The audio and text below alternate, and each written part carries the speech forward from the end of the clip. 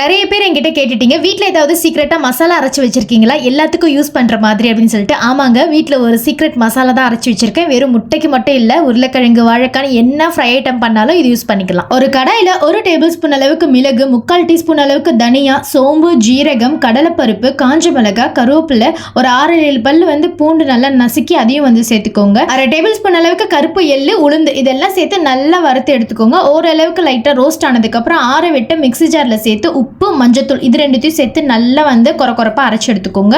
ரொம்ப நைஸ் ஆயிடுச்சுன்னா நம்ம பொடி சேர்க்கும் போது அந்த அளவுக்கு டேஸ்ட் இருக்காது. இந்த மாதிரி கொஞ்சம் கொரகொரப்பா இருக்கிற மாதிரி பார்த்துக்கோங்க.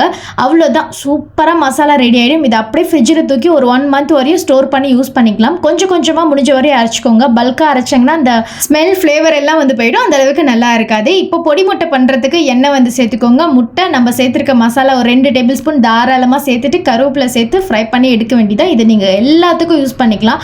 அவ்வளோ டேஸ்ட்டு சூப்பராக இருக்கும்.